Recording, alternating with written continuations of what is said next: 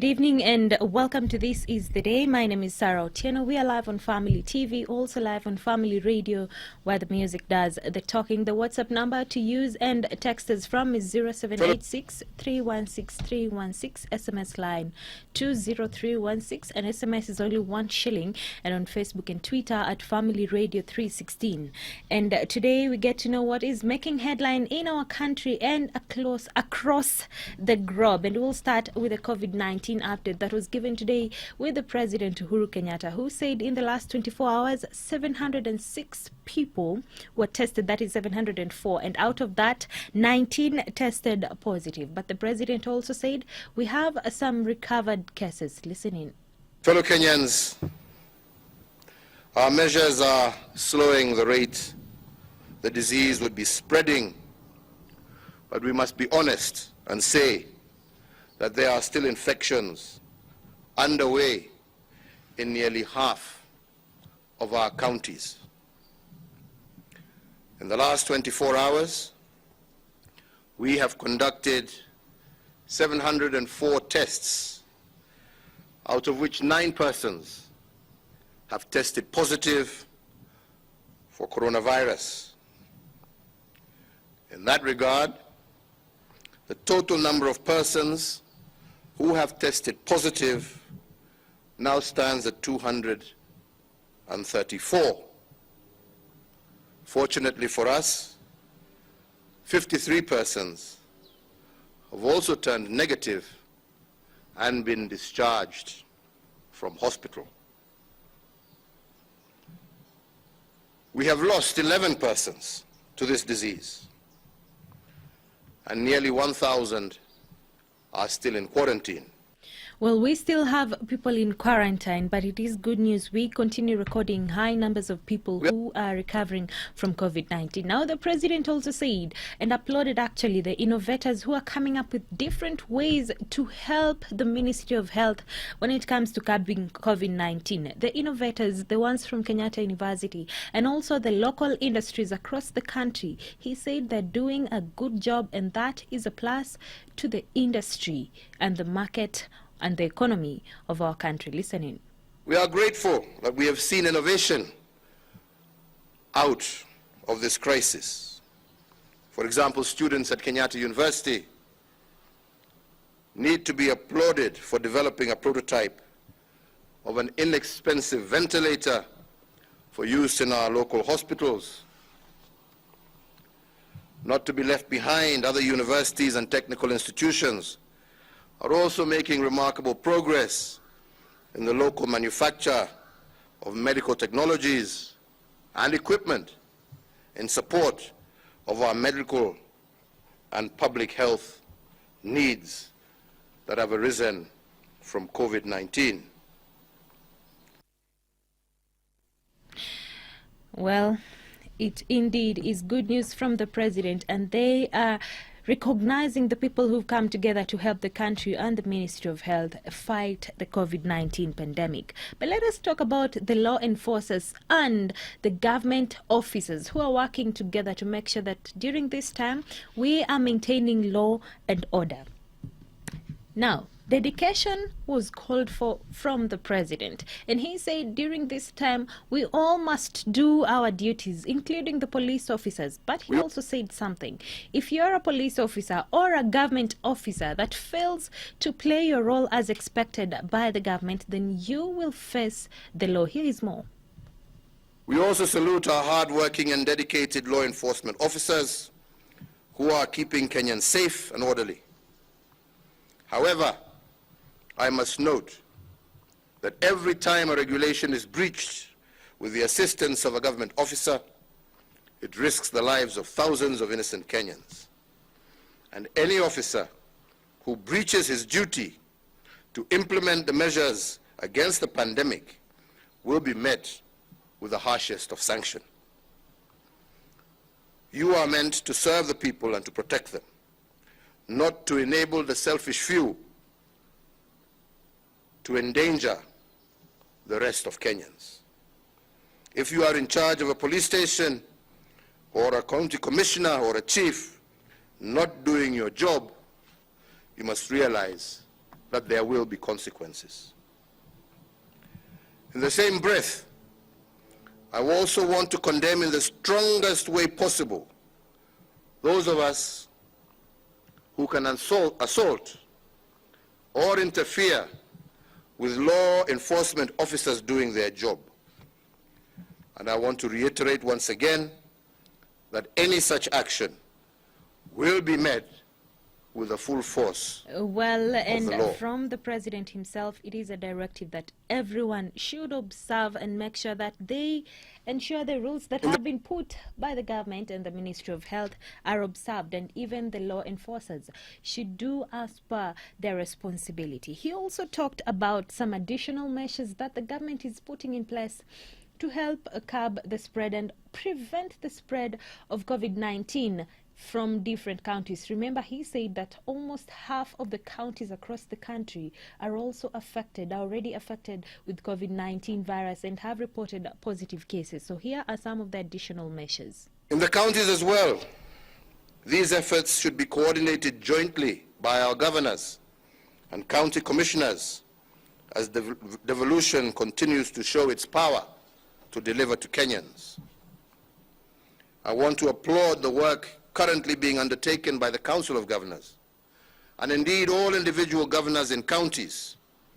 And we have agreed with Governor Oparanya, who is with us today, that governors will work with county commissioners in every county to ensure that support to our vulnerable fellow Kenyans is delivered seamlessly. I also look forward to development partners and charitable institutions, as well as individuals, enabling the COVID-19 fund to support well-structured efforts such as these can deliver cheap and subsidized food into areas of greatest need. An example of such promising efforts include one being structured by Kenyan high technology food and consumer goods distributors and horticultural pack houses that are linking farmers and vendors in delivering affordable and accessible food to our people. Well, among some of the measures that are also put across by the president include the Ministry of Public Service and also the Ministry of Health will work together to come up with a special package for the health workers during this time as they help fight COVID-19 pandemic. And the counties are also being financed and given a waiver to make sure that they can purchase masks for the people in the counties, including the common mwananchi. And also they are supporting communities with an additional 5 million to cater for vulnerable Kenyans. And also the needy houses have been identified and will be funded and given food through the COVID-19 fund support group, and an additional 8.5 billion being given to the elderly and the vulnerable groups amidst other measures that were put by the president himself. And he said, we are doing some great job there. Now, different companies have come up with the idea of making protective gears, personal protective gears, and I'm talking about the masks, you know, and the aprons that are being used and the overalls that are being used even in the Department of Health right now. But the Ministry of Health has cautioned that some of these things that are being made in the country are not standard, and they are looking around to see the companies that have not met the standards so that they can modify their goods before they are introduced to the market and into the Ministry of Health. Listen in. We are happy with what they have done, but the only gap is this slight penetration of water, and that is not a big deal. That is something that can be done within a very short time. Our main mission is to ensure that our people are safe, our clinicians, our health workers are safe. That what we can do is to expedite the process so that we finish this process as early as possible. But targeting informal settlements, because again we are cognizant of socioeconomic realities in this country. And therefore the government is seized of the matter, is very much aware of it, and as soon as they are ready, they will be distributed, but not to each and every one of us. Let that be clear to everyone. Because the suit itself now is about 15,000. Now when you add the goggles, which are going for about 3,000, then you add the gloves, which are about 150, and you add the shoes, so you're looking at a disease that is so expensive to manage. All of us are really out there making masks even in our own homes, and I think this has to come out. It has not been addressed fully, but we need to do this. But handing masks with your dirty hands, we've seen even some at the supermarkets where somebody comes and tries and finds it's too small and puts it back in the lot. Those that live by each day, and we must be, as a government, be conscious of that. And therefore, we will not go to the streets to look at which masks are being, vended by who. But we are asking our people through you that everybody must be conscious of the type of masks that they are actually, buying. Well, we should be cautious with the type of mask that we are handling, buying, and even using. That has been from the Ministry of Health, just telling people to be mindful and also meet the standards as they make this personal protective gear. And now let us move on to Nairobi County, currently known as Nairobi Metropolis.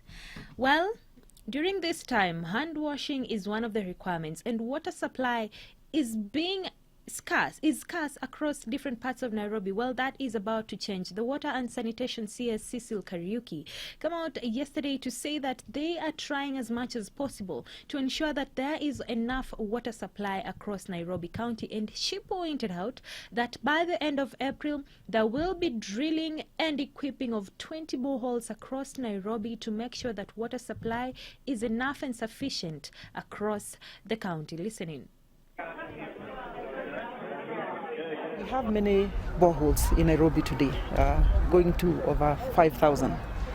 But it has become evident with the C-19, the COVID-19, it is important we upscale access to water, because like the Minister of Health has told us every day since the pandemic broke out, it is important that if we are not able to sanitize our hands, that we use clean water with soap.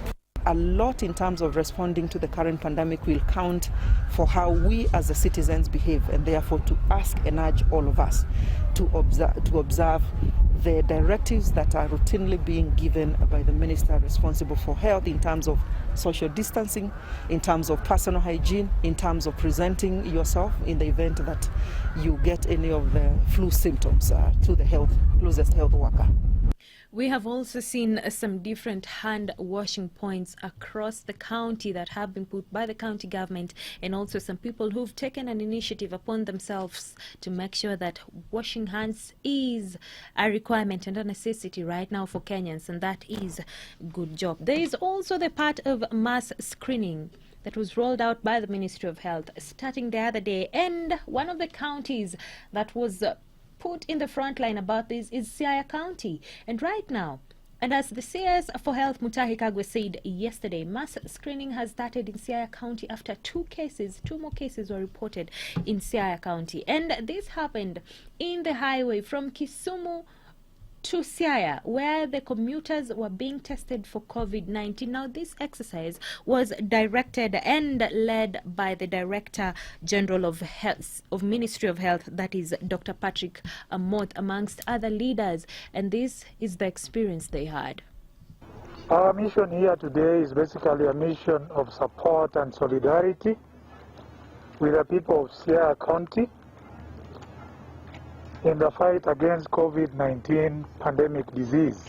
Our healthcare workers are actually our frontline soldiers, so to speak, not just for COVID, but for any other case management. They have always been there.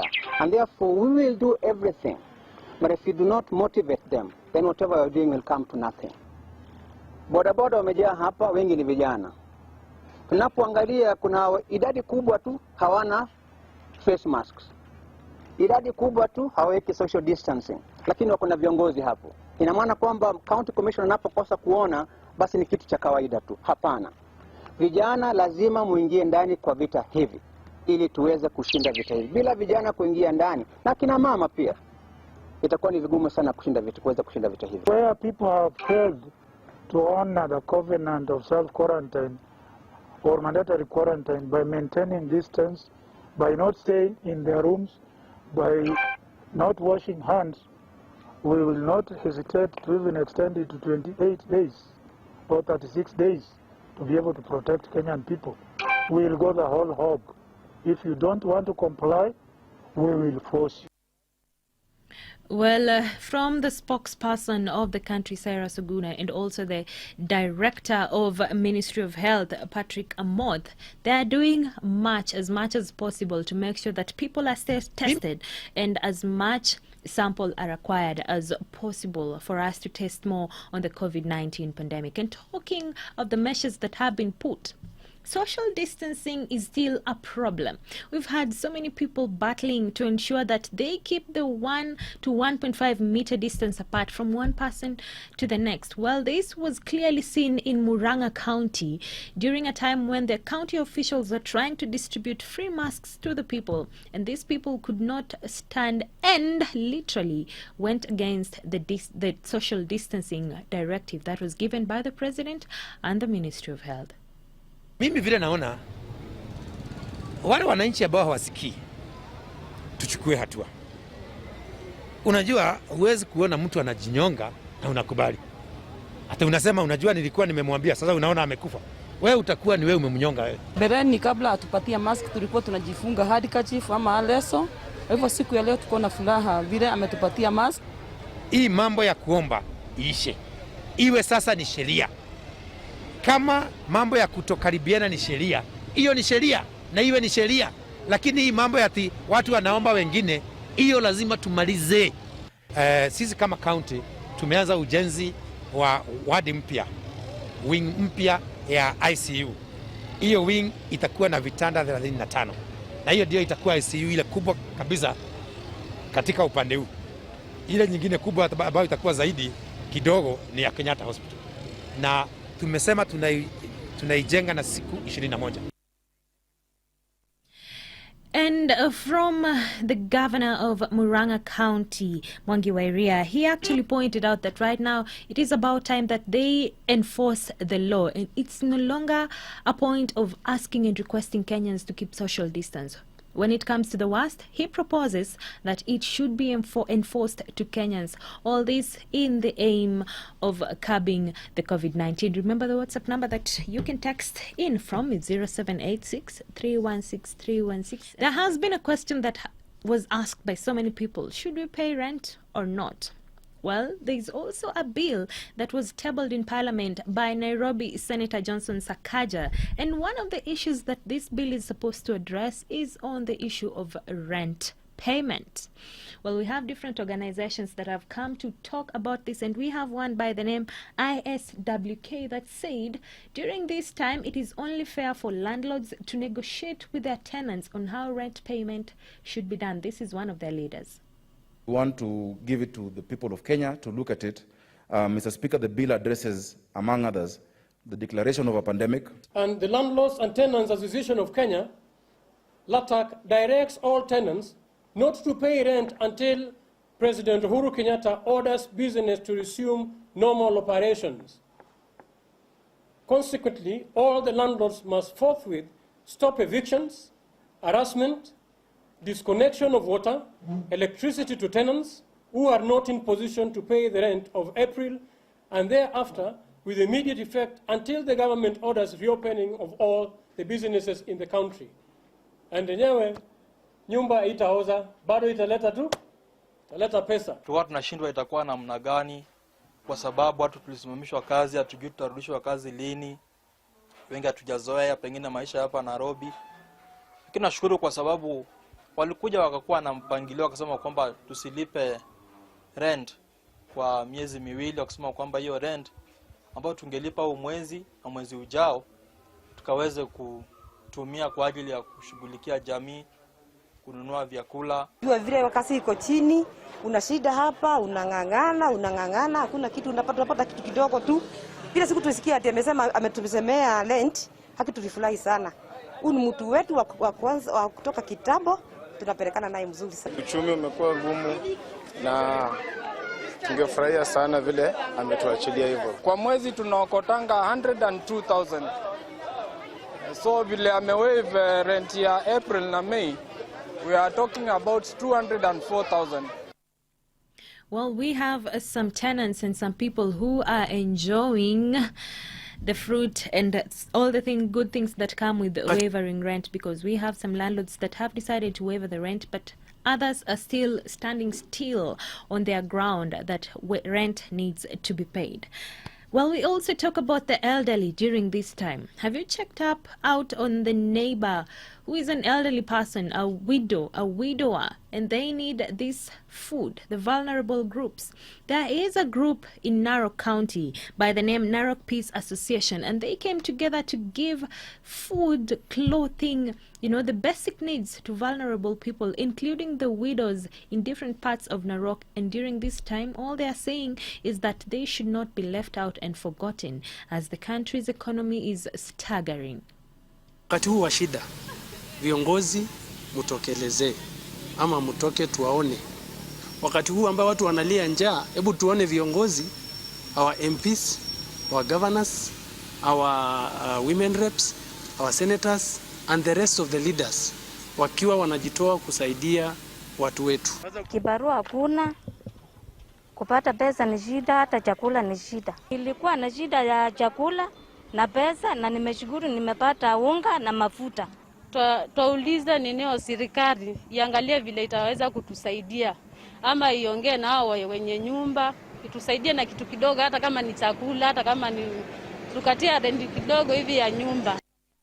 Well, taking care of the person that needs your help at this time is a good gesture, and especially the vulnerable groups and also the widows, the orphans. It is upon us as Christians also to make sure that we take care of them. Now, the fuel prices was reduced, and according to the Energy and Petroleum Regulatory Authority, we might be paying fewer shillings for petrol, diesel, and also kerosene. Now, for super petrol, it's now at 92.87, and diesel is retailing at 97.56. This is actually amongst the very lowest standards that have been recorded in a long time. But Kenyans are still complaining. Despite the fact that the prices have been reduced, they're still having a tough time. Their living conditions are not the same. So why is this? Let's listen into their reasons. Tujakata, tunakubaliana nayo, lakini pia inatuangalia the other way around. Kuna vitu zingine, vitu kama hata hiyo stima gava ingefikiria kuingililia kwanza istopishe hizo bills. Nashukuru sana juu serikali imetuagusia mafuta ya taa. Sasa ile tuko na shida nayo sana ni unga kama mchere, kile tunatumia kila wakati. Kusema ukweli, tunaweza sema serikali imesaidia sana venye ilipunguza bei ya mafuta, kwa sababu tunaona saa hii nimekunywa mafuta, nimekunywa na 93 hapa total pa lita. Hiyo ni msimamo mzuri juu ni kutoka 111 hadi 93. Hapa naweza sema serikali imesaidia sana. Well, remember the government actually reduced the VAT from 16 to 14%, and a directive was given out to all the traders out there. If you are caught not observing these rules that have been given and the reduction of the VAT, then you might be on the wrong side of the law. So just be vigilant to make sure that you put all this into consideration. Now, let's talk about the curfew hour. So as people are rushing to go home around Embu town, others are busy trying to rob them of their money, breaking into their shops. And it is a complaint that has been aired by different residents from Embu County who are saying theft cases have increased, especially during this time and the curfew hours.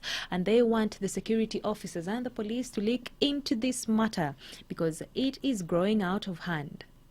Kuamkia usiku wa leo nilipata habari kutoka kwa wafanyikazi kwangu ambapo kumeibiwa, na nilikimbia sana, nikafika nikakuta wamekata mapati pande ya mbele, pande ya rami. Katoa TV yangu, walibeba ile TV kubwa ambayo ilikuwa kwa hoteli. Mimi nimerudi zero na sina biashara kubwa. Tuliambiwa na president tuende curfew na vitu zetu zitachungwa. Jameni, hii ndio kuchungiwa, tunachungiwa vitu kama mfanyabiashara kama mimi karibu na geti ya polisi. polisi, nimeneimba polisi, vitu zangu zimepotea na njia hiyo. Sisi tunaenda nyumbani mapema, tunaenda before saa 1 juu ya kavyo kurara, sababu tunajua tunalindwa. Sasa swali yangu ni kwamba kumbe sisi tukienda kulala, kuna watu nao wanaachwa usiku kufanya operation yao kutuibia. Sisi tutaenda wapi jameni? Tuko ni wakati wa kavyo na tunatumia juhudi zetu zote kwa kicha kavyo na orders zinatimizwa, lakini pia mali ya wananchi lazima ilindwe, na ndio sababu nakwambia tutachunguza na tutahakikisha kila mahali iko covered, kwa sababu ni kazi yetu kuhakikisha kila kitu iko covered. Hii ni unfortunate that about happen, lakini tutapata wenye walifanya hivyo na tuhakikishe all areas are covered wakati wa kavyo. Lakini tutachunguza, lakini kama watu wanatumia jina ya polisi kwenda kufanya kitu kama hiyo, tutatafuta na tuwapata na kuhakikishia tutawapata, na kama kuna polisi wako involved in that one pia tutawapata na itafika mwisho. Well, the security officers have promised that they are going to look into this because, yes, as people are going home, also our property, our shops should be taken care of. And talking of the law, because these people are about to face the law, well, the judiciary decided that they will be doing their cases and the proceedings online using technology. And there is one High Court judge from Malindi. His name is Ruben Nyakundi. He has been doing this using technology and Skype to solve cases and listen to these cases and give judgment. And he said in a day, he can give judgment and listen to up to 25 cases just using technology. Listening. For us, we have run around 100 cases. We are delivering 37 tomorrow. Today we are the 25, but some have 2 accused persons, 3 accused persons. Our projection is that we can get to Friday, just deliver the 100 mark, because we had that. What happens, we created quite a big backlog, and then the inlet and the outlet. So we then thought that this free time we have, we can then utilize it to be able to just put those judgments together. An entry point to transform our sectors. More so where I work, where I'm very passionate, that the question of waiting time, the question of reasonable time, the question of delivery, because you hear every Kenyan, it talks about the delay. My judgment has delayed, my case has not moved. That waiting queue, we can kill it by having ICT as a platform. And according to High Court Judge Ruben Nyakundi, he's saying now those cases that were delayed can now be solved and people can move on swiftly thanks to technology. So there has been certain vocabularies that we are using day in, day out. Talk of social distancing, you know, there is working from home, there is the word lockdown, cashless transfer. This has become a norm, and especially right now as we are talking so much about COVID-19 across the globe. Well, look at it this way. How does this virus affect the economy of our country, of Africa, of the world as a whole? People are staying home. Businesses are closed. So how is it affecting our economy? Listening to this explanation. This is not good because everyone is at home. Taking takeaway, it's also hard. You're telling somebody to take takeaway, he's asking you, where am I going to take it?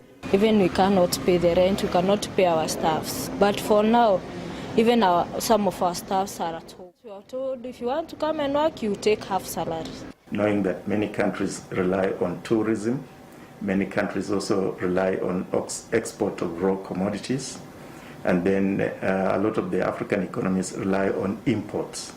So the slowing down in movement of products or the trade routes literally dying up because of the fear of the spread of corona means that the African economies really are operating on the negative side. Debt relief is an instrument that governments have to look for. There's been that realization by government that a lot of our economy is retail, and a lot of it is what we call gig. Gig means short term, like if you're doing some crop work, that's short term, or if you're doing those who do hair salon, it's short term. Those who have restaurants, that's short term. Mechanics, short term.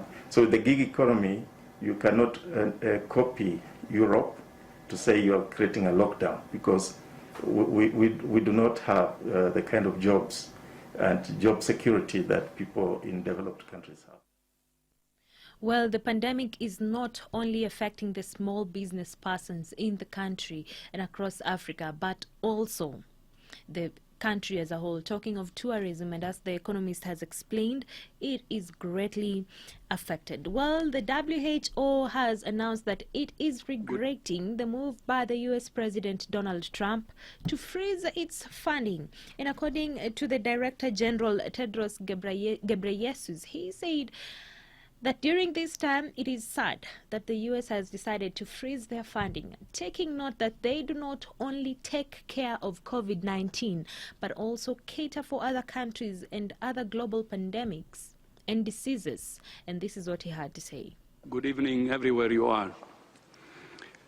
When the nations of the world met to form the United Nations in 1945, one of the first things they discussed was establishing an organization to protect and promote the health of the world's people. They expressed that desire in the constitution of WHO, which says that the enjoyment of the highest attainable standard of health is one of the fundamental rights of every human being without distinction of race, religion, political belief, economic or social condition. That creed remains our vision today. The United States of America has been a long-standing and generous friend to WHO, and we hope it will continue to be so. We regret the decision of the President of the United States to order a hold in funding to the World Health Organization.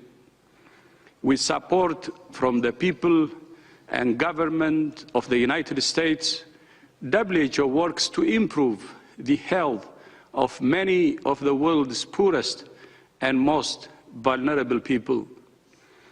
WHO is not only fighting COVID-19, we're also working to address polio, measles, malaria, Ebola, HIV, tuberculosis, malnutrition, cancer, diabetes, mental health, and many other diseases and conditions. And that has been the Director General from World Health Organization saying that they're regretting this move, and that move by the President of the US, Donald Trump, has actually been met by different reactions, others in support, others not supporting the move to freeze funding for World Health Organization. Now, the CS for Health in Kenya, Mutahi Kagwe, pointed out that things are about to change when it comes to burying our loved ones, how we conduct our funerals. And this is not easy, considering that we have a culture. There is a way we treat our loved ones, even in death. Well, in the US, things are different. It's not only affecting Kenyans, but they have decided to adopt technology, the use of technology, when conducting funerals. So this is how it's done there. We are going to follow all the necessary guidelines, of course, limiting 10 people or less to these services. We are using all of our personal protective equipment. So we just want people to use common sense, and that's what we're doing. This is an evolving thing.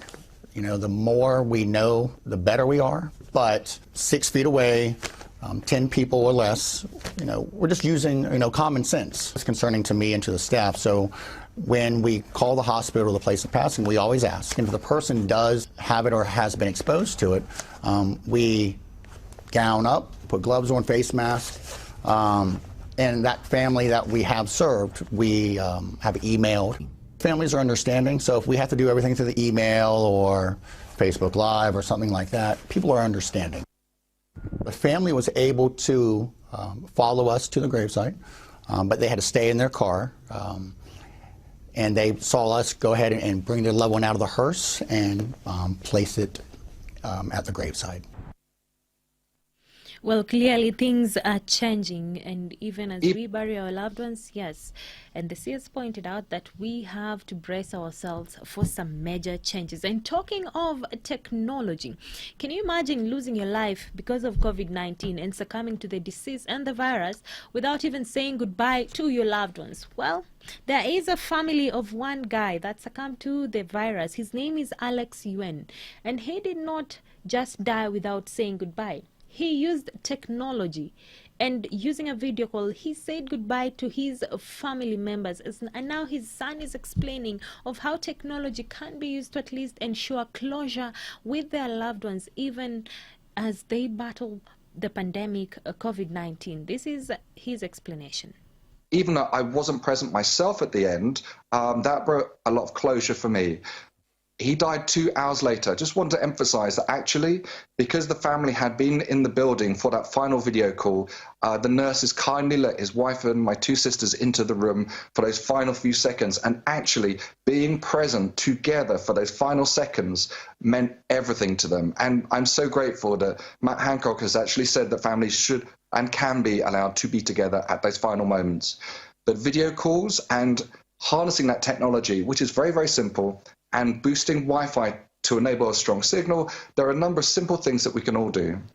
Well, clearly others have decided to use technology to at least have the closure with their loved ones because of the COVID-19 pandemic.